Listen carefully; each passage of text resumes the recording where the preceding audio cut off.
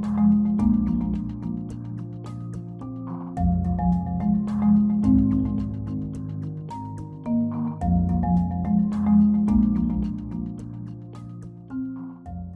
बच्चों बात करते हैं कि फोर्स ऑफ ग्रेविटी और फोर्स ऑफ ग्रेविटेशन में क्या फ़र्क है ना। ये बहुत क्लोज टर्म्स हैं दोनों। एक लफ्ज़ मैंने बोला है फोर्स ऑफ ग्रेविटी है और दूसरा जो है वो फोर्स ऑफ ग्रेविटेशन है। इनमें वो स्लाइड सा डिफरेंस है, वो आप ज़रा देख लें। देखिए, फोर्स ऑफ ग्रेविटी वर्ड बोलें या फोर्स ऑफ ग्रेविटेशन के हैं, आप इसको यूँ समझें कि सपोज करें आपका 2 मासेस हैं, एक मास m1 है और एक मास आप लोगों के पास m2 है। इन दोनों बॉडीज़ के दरमियान में इनकी मासेस की वजह से एक फोर्स ऑफ अट्रैक्शन है। जिस तरह यूँ समझ लें ये 2 मार्कर हैं, एक मार्कर दूसरे मार्कर को अट्रैक्ट कर रहा है ड्यू टू इट्स मास। तो आप लोगों ने याद रखना है कि इन दोनों मार्कर के दरमियान में जो फोर्स है वो फोर्स ऑफ ग्रेविटेशन है। फोर्स ऑफ ग्रेविटी फिर क्या है? फोर्स ऑफ ग्रेविटी में ये हो रहा है कि सपोज करें ये कोई बॉडी है जिसकी मास m है और ये नीचे मैंने अर्थ बना दी है, अर्थ की मास को कैपिटल M कह देते हैं। इनके दरमियान में भी तो फोर्स ऑफ क्या है? अट्रैक्शन है। उस फोर्स ऑफ अट्रैक्शन को हम फोर्स ऑफ क्या कहते हैं? ग्रेविटी कहते हैं। इसका मतलब ये हुआ कि फोर्स ऑफ ग्रेविटी के लिए ज़रूरी है कि जो 2 बॉडीज़ जिनको हम कंपेयर कर रहे हैं उनमें से एक बॉडी अर्थ हो, और फोर्स ऑफ ग्रेविटेशन के लिए जब हम वर्ड यूज़ करते हैं तो उसके लिए जो बॉडीज़ होते हैं वो अदर देन क्या होते हैं? अर्थ होते हैं। जिस तरह 2 मार्कर्स हैं, इनके दरमियान में फोर्स ऑफ ग्रेविटी है तो ये फोर्स ऑफ ग्रेविटेशन होगी, यानी अदर देन अर्थ जो कोई से 2 बॉडीज़ हैं उनके दरमियान में फोर्स ऑफ ग्रेविटेशन होती है। और अगर उन दोनों बॉडीज़ में से एक बॉडी कौन सी हो जाए? अर्थ हो जाए, तो उसी फोर्स ऑफ ग्रेविटेशन को हम फोर्स ऑफ ग्रेविटी बोल देंगे। वो स्लाइड से डिफरेंस है। अब कुछ लोग वर्ड बोलते हैं force of gravitation of earth कह देते हैं, ये भी ठीक है। Force of gravitation of earth का मतलब क्या होता है? फोर्स ऑफ ग्रेविटी ही होगा। अब इसका एक्सक्यूज़ क्या बनता है? अब बच्चों मुझे ये बताओ, वेट किस चीज़ को कहते हैं? वेट वो फोर्स होती है जो आप पर अर्थ लगा रही होती है टुवर्ड्स इट्स सेंटर, यानी अर्थ का पुल है टुवर्ड्स इट्स सेंटर। अब अगर आपका अब अगर आप लोगों का एक्सक्यूज़ ये आ जाता है कि वेट किसको शो करता है, यानी वेट फोर्स ऑफ ग्रेविटी है या फोर्स ऑफ ग्रेविटेशन है, तो बिल्कुल आप ठीक सोच रहे हैं। अगर आज ये वेट कौन सी फोर्स है तो वेट के बारे में आप लोगों ने याद रखना है, weight is your force of gravity, कि वेट जो है वो फोर्स ऑफ ग्रेविटेशन नहीं है, वेट आपका फोर्स ऑफ ग्रेविटी को कहते हैं। बस ये छोटा सा डिफरेंस आप लोगों ने याद रखना है। क्वेश्चन बनाते हैं वर्क के, तो मैं आपसे पूछ सकता हूँ कि लेट्स से एमसीक्यूज लिखते हैं, विच of the following is correct for the work done of force of gravity. यानी आपसे पूछ रहा है कि which of the following is correct for the work done of force of gravity. तो इसमें ऑप्शन लिख लें, इसका वर्क डन पॉजिटिव होगा, बी ऑप्शन लिख लें नेगेटिव होगा, सी ऑप्शन लिख लें 0 होगा, और डेल्टा ऑप्शन लिख लेते हैं ऑल ऑफ अबव। तो क्वेश्चन ये है कि work done by the force of gravity के बारे में बताना है और उसने डिफरेंट ऑप्शन लिखे हुए हैं। अब हम लोगों ने देखना है कि इसका ऑप्शन करेक्ट कौन सा बनेगा। इसमें बच्चों आप लोगों ने याद ही रखना है, मैं आपको डिफरेंट एग्जांपल से समझाता हूँ। सपोज करें आपका एक बॉडी है, ये बॉडी पर कोई अप्लाइड फोर्स लग रही है, ये अलॉन्ग हॉरिजॉन्टल मूव कर रही है। अब इसको आप ज़रा देखें कि इस पर जो फोर्स ऑफ ग्रेविटी लग रही होगी बॉडी पर, वो तो किधर लग रही है? डाउनवर्ड डायरेक्शन में लग रही है। इसका मतलब ये हुआ कि अगर कोई बॉडी हॉरिजॉन्टल मोशन कर रही है, अगर किसी बॉडी की हॉरिजॉन्टल मोशन है, उस केस में ये बॉडी मूव कर रहा है अप्लाइड फोर्स F की वजह से, फोर्स ऑफ ग्रेविटी इस केस में डाउनवर्ड लग रही है। अब आप मुझे ये बताएं कि इस फार्मूला में W = FD cos थीटा हम यूज़ करेंगे। एक और छोटा सा रूल आप लोगों ने याद रखना है, ये जो W = FD cos थीटा होता है, इस फार्मूले की एक प्रॉपर्टी ये होती है कि इस फार्मूले में जो F लिखा हुआ है ना, इस F को हम रिप्लेस कर सकते हैं by any constant force acting on same body. Acting on same body. तो ये बस सीधा आप लोगों ने याद रखना है कि जो फोर्स F है, इस फोर्स को हम रिप्लेस कर सकते हैं by any constant force acting on same body. ये इस फार्मूले का बड़ा यूनिक किस्म का फीचर है। तो अब मुझे बताएं कि इस बॉडी पर फोर्सेस और भी लग रही हैं। अगर ये ग्राउंड के ऊपर चल रहा है, एक तो फोर्स इस पर फोर्स ऑफ ग्रेविटी डाउनवर्ड लग रही है, इसकी नॉर्मल रिएक्शन की फोर्स किधर लग रही होगी, अपवर्ड लग रही होगी, और मोशन के अपोजिट जो फोर्स लग रही है वो फ्रिक्शन की फोर्स लग रही होगी। तो इसका मतलब इस पर डिफरेंट फोर्सेस लग रही हैं। पहले हम इस फोर्स ऑफ ग्रेविटी वाली बात क्लियर कर लेते हैं, फिर मैं थोड़ा सा इस फार्मूले को ज़्यादा कंसेप्चुअली आप लोगों के साथ डिस्कस करता हूँ। तो इस फार्मूले में अलाउड है कि हम इस फोर्स को रिप्लेस कर सकते हैं by any constant force acting on same body. तो मुझे ये बताएं कि अगर बॉडी हॉरिजॉन्टल मोशन कर रहा है तो उस पर जो फोर्स ऑफ ग्रेविटी लग रही है, क्या वो कांस्टेंट है या वेरिएबल है? बिल्कुल वो कांस्टेंट है। तो इस फार्मूला में हम फोर्स ऑफ ग्रेविटी से उसको रिप्लेस कर सकते हैं।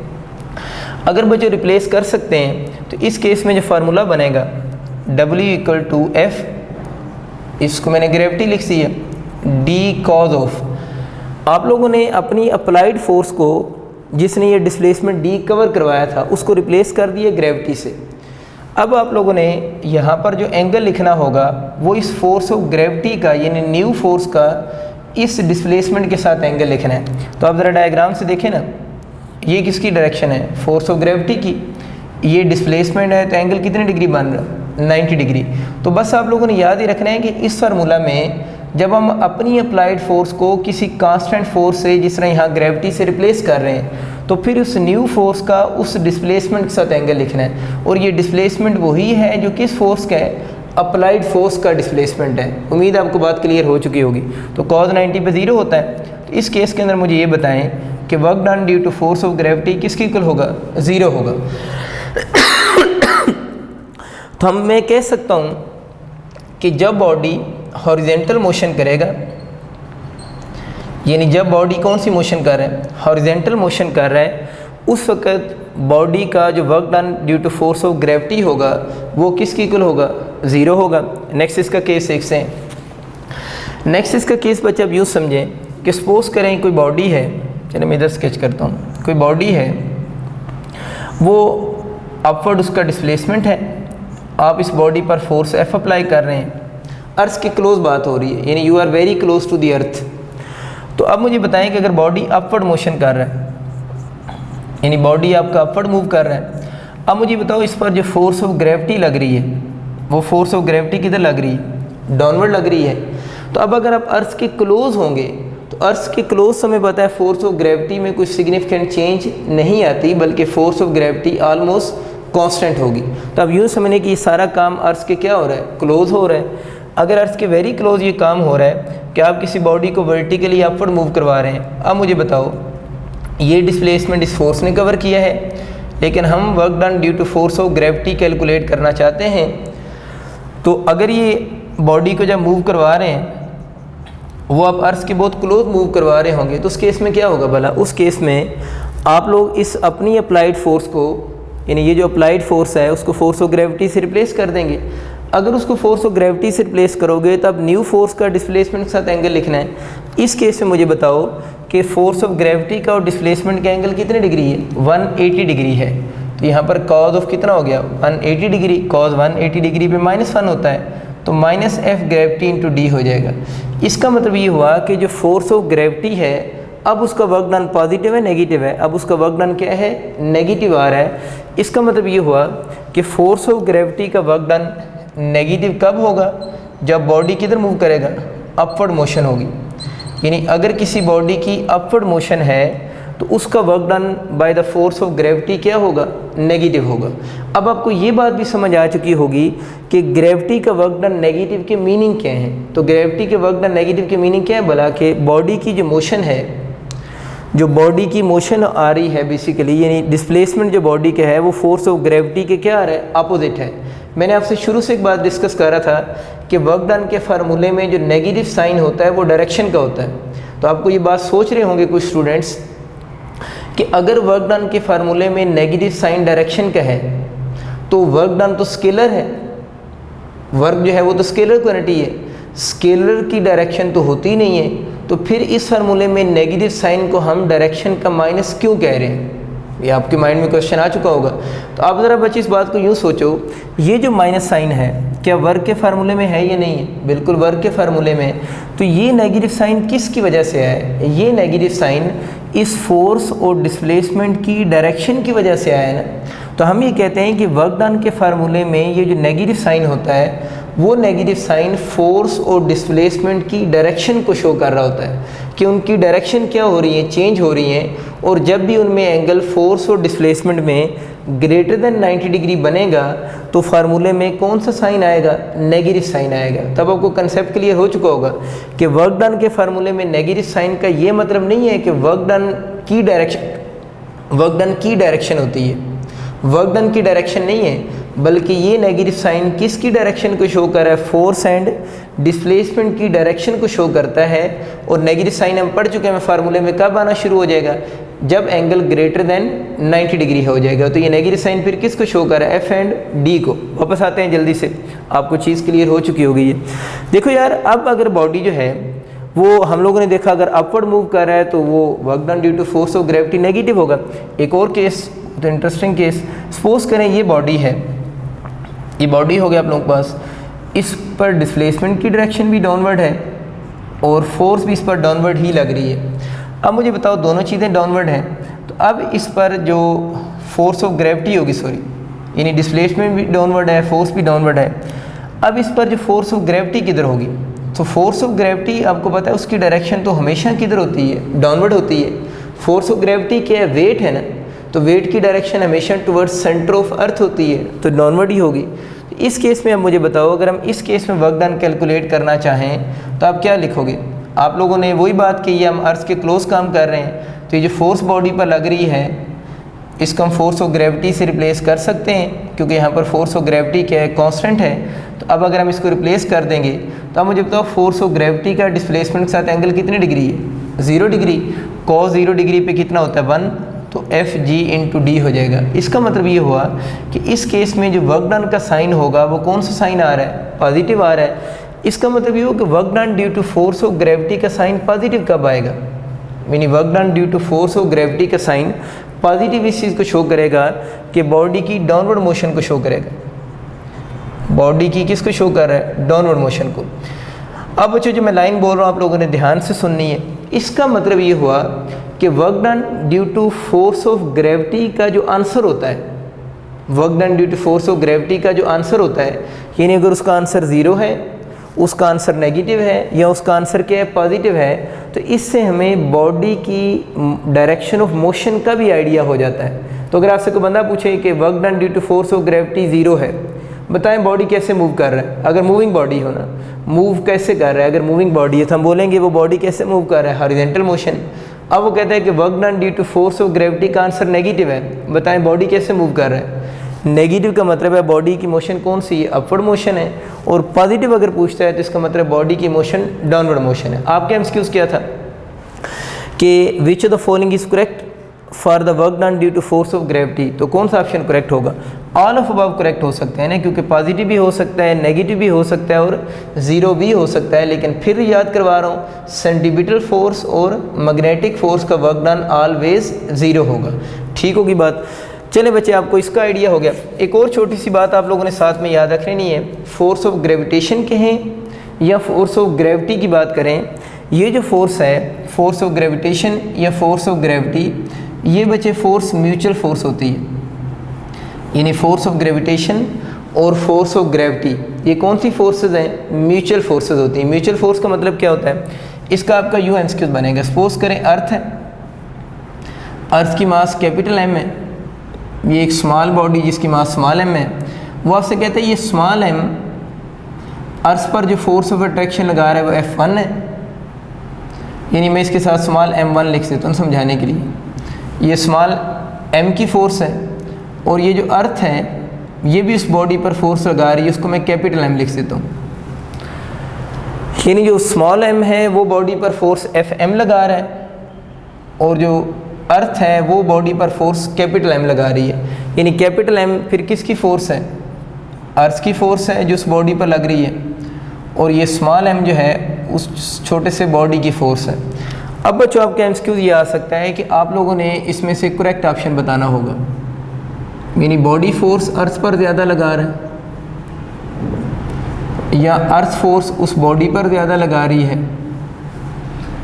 या सी ऑप्शन आप लिख सकते हैं दोनों बॉडीज़ एक दूसरे पर फोर्स सेम लगा रहे हैं यानी इक्वल फोर्स है, या आप डेल्टा ऑप्शन आप लिख लें, नन ऑफ दीज चलने लिख लेते हैं। अब मुझे बताएं कि इन दोनों बॉडीज़ में से कौन ज़्यादा फोर्स लगा रहा है ना। तो मैंने क्या वर्ड बोला था, मैंने बोला था फोर्स ऑफ ग्रेविटी हो या फोर्स ऑफ ग्रेविटेशन हो, ये कौन सी फोर्स है, ये म्यूचुअल फोर्स है। तो म्यूचुअल फोर्स का बच्चे मतलब ये होता है कि जिसकी मैग्नीट्यूड आपस में क्या रहेगी, इक्वल रहेगी। इसका मतलब ये हुआ कि जितनी अर्थ उस बॉडी पर फोर्स लगा रही है वो बॉडी भी अर्थ पर उतनी ही फोर्स लगा रहा है। तो इसका ऑप्शन फिर कौन सा होगा, सी ऑप्शन होगा। तो इस बात को आप यूँ याद रखें तो बहुत आसान है कि जो फोर्स ऑफ ग्रेविटेशन है या फोर्स ऑफ ग्रेविटी है वो म्यूचुअल फोर्स होता है। What ever the masses, bodies की जो मर्जी मासेस हों, एक बॉडी दूसरे बॉडी पर जितनी फोर्स लगा रहा है पहला बॉडी भी उस बॉडी पर उतनी ही क्या लगाएगा, फोर्स लगाएगा। और यही रूल कूलम लॉ के अंदर भी है। What ever the magnitude of charges, एक चार्ज बड़ा है एक चार्ज छोटा है, छोटा बड़ा मतलब मैग्नीट्यूड वाइज ना, एक 1 कूलम का है एक 100 कूलम का है, तो कौन ज़्यादा फोर्स लगा रहा है, दोनों एक दूसरे पर सेम फोर्स लगा रहे हैं, मैग्नीट्यूड फोर्सेस की क्या होगी, सेम होगी। कुछ बच्चों को मेरे ख्याल अभी तक बात क्लियर नहीं हुई। चलिए मैं आपको बहुत सिंपल वे से इस बात को कन्वे करता हूँ ताकि आपको बात क्लियर कर लें। बेसिक चीज़ तो यह है कि आप म्यूचुअल फोर्स याद रख लें, लेकिन अगर किसी को म्यूचुअल फोर्स याद नहीं रही तो उसको मैं और आसान हल बताता हूँ। मुझे बताओ, आप लोगों ने फोर्स ऑफ ग्रेविटी कैलकुलेट करनी है, F = G m small m, और दोनों के सेंटर के दरम्यान में डिस्टेंस r कर लेते हैं, r का स्क्वायर हो गया। ये फोर्स ऑफ ग्रेविटी का फार्मूला है। अब मुझे ये बताओ कि आप लोगों को अगर म्यूचुअल फोर्स जिन बच्चों को नहीं समझ आ रही है उनके लिए बात कर रहा हूँ।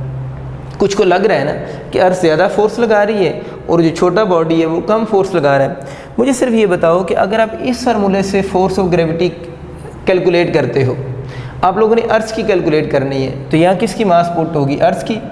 यहाँ पर उस बॉडी की मास और आर दोनों के दरम्यान में डिस्टेंस, ये तो वैसे कांस्टेंट है, ये किसकी फोर्स निकल आएगी, अर्थ जो फोर्स उस बॉडी पर लगा रही है। अब उस बॉडी जो अर्थ पर फोर्स लगा रही है वो कैलकुलेट करनी है, तो मुझे बताओ यही फार्मूला नहीं होगा। या उस बॉडी की मास पुट होगी, अर्थ की मास पुट होगी, डिस्टेंस पुट होगा, तो अर्थ की फोर्स बॉडी पर निकालनी हो या बॉडी की फोर्स अर्थ पर निकालनी हो, इसके अलावा तो कोई और फार्मूला हमारे पास नहीं है। इसका मतलब क्या हुआ कि वो दोनों एक दूसरे पर जो फोर्स लगाएंगे इस फार्मूला से ही निकालेंगे तो आंसर तो दोनों के फिर क्या आएंगे, सेम आंसर आएंगे। इस कंसेप्ट को हम कहते हैं कि जो फोर्स लग रही है वो जो फोर्स है वो म्यूचुअल फोर्स होगी। बंद कर दें यार, एक मिनट, एक छोटी सी बात रह गई थी, डस्टर नीचे गिर गया, असल में ना गिरा होता। अब जो इसी फोर्स ऑफ ग्रेविटी के जो और पॉसिबल एमसीक्यूज बन सकते हैं उसे देखते हैं। एक बहुत फेमस एमसीक्यूज मैं आप लोगों के लिए लिख रहा हूँ कि if work done by the force of gravity is negative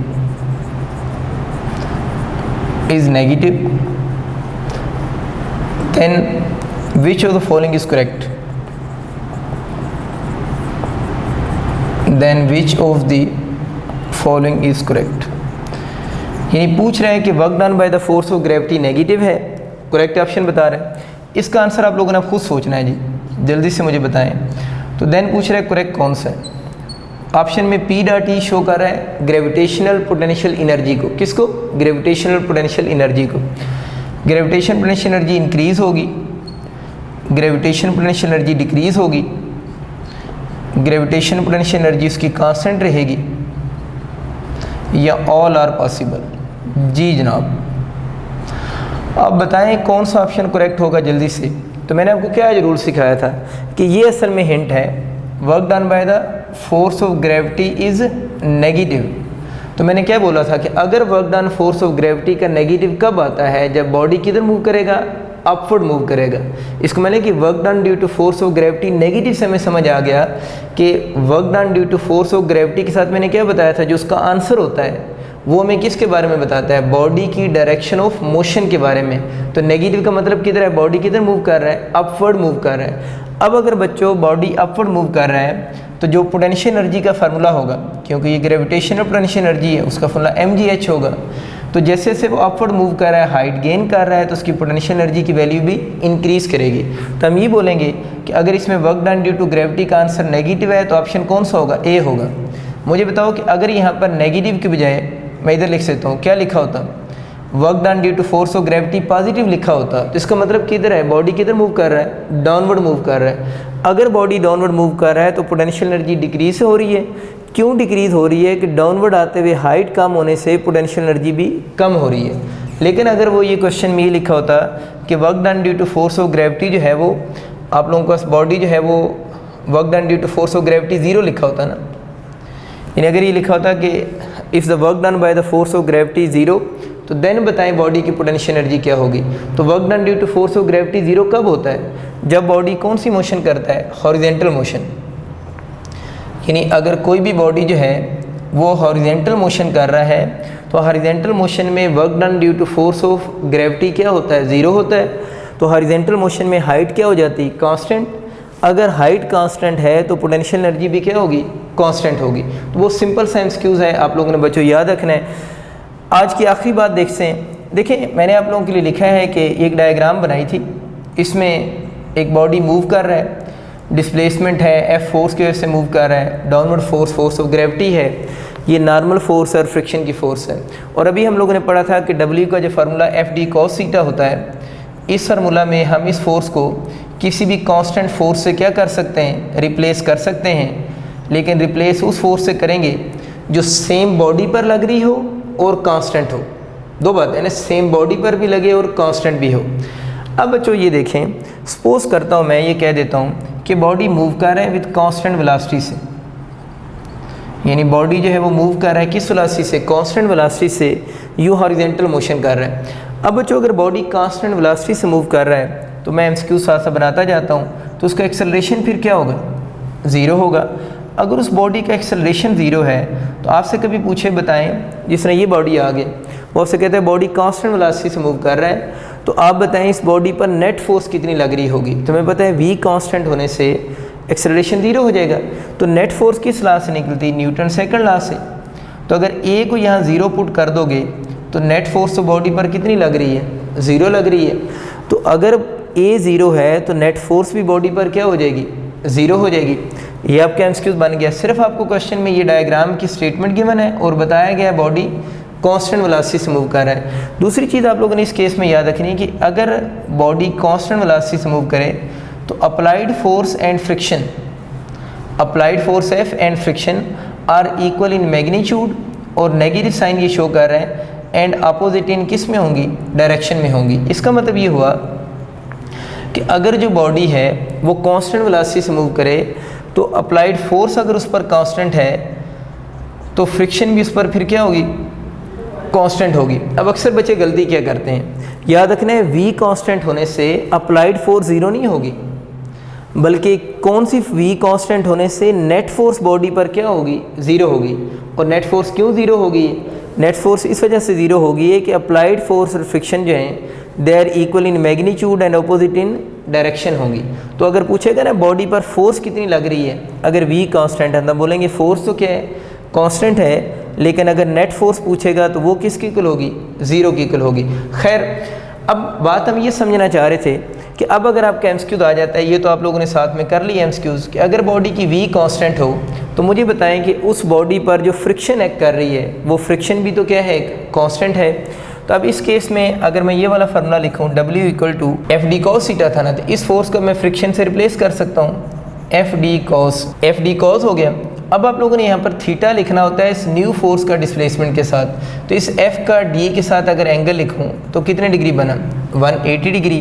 तो work done is equal to क्या हो जाएगा, -FD हो जाएगा। अब आपको बच्चे ये बात क्लियर हो चुकी होगी कि वर्क डन बाय फ्रिक्शन जो नेगेटिव होता है इसका मतलब क्या है। Work done by friction negative होने का मतलब ये है कि आप लोगों ने अपनी इस अप्लाइड फोर्स को फ्रिक्शन की फोर्स से फार्मूले में क्या किया हुआ है, रिप्लेस किया हुआ है, जिसकी वजह से आपके पास फार्मूले में कौन सा साइन आ रहा है, नेगेटिव साइन आ रहा है। ये बात अब आपको क्लियर होगी कि वर्क डन जो फ्रिक्शन का वर्क डन है उसमें माइनस साइन किधर से आ जाता है। तो असल इसकी जो बेसिक लॉजिक क्या है कि आप लोगों ने अपनी अप्लाइड फोर्स को फ्रिक्शन की फोर्स से रिप्लेस किया हुआ था।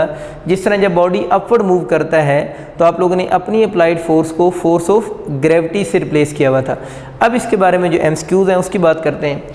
देखिए अगर आपके एमसीक्यूज़ आ जाए ना, वर्क डन बाय फ्रिक्शन का, अगर ये वर्ड यूज़ हो ना, वर्क डन बाय फ्रिक्शन, ये वाला वर्ड यूज़ हो जाए, या ये वर्ड यूज़ हो जाए वर्क डन ऑफ फ्रिक्शन, यानी बाय के साथ यूँ वर्ड यूज़ हो जाए, वर्क डन बाय फ्रिक्शन क्या होगा या वर्क डन ऑफ फ्रिक्शन क्या होगा, तो वो तो बिल्कुल ठीक है, जो हमें याद है वो नेगेटिव ही ऑप्शन हम चूज़ करेंगे। वर्क डन बाय फ्रिक्शन भी नेगेटिव होगा और वर्क डन ऑफ फ्रिक्शन भी नेगेटिव होगा। लेकिन अगर बच्चे ये एमसीक्यूज आ जाए, वर्क डन अगेंस्ट फ्रिक्शन लफ्ज़ यूज़ हो जाए, यानी ये लफ्ज़ लिखा हुआ आ जाए वर्क डन अगेंस्ट फ्रिक्शन, इसमें अगेंस्ट की वर्ड है। ये आप लोगों ने बच्चों बात याद रखनी है कि अगर ये एमसीक्यूज आ जाए, क्योंकि फ्रिक्शन जब भी वर्ड आता है ना तो हम लोगों ने बस याद किया होता है कि आंसर में माइनस ही लगाना है, लेकिन ये डिफरेंट वर्ड है। अगर वर्क डन बाय फ्रिक्शन हो तब भी नेगेटिव ठीक है, वर्क डन ऑफ फ्रिक्शन हो तब भी वर्क डन माइनस ठीक है।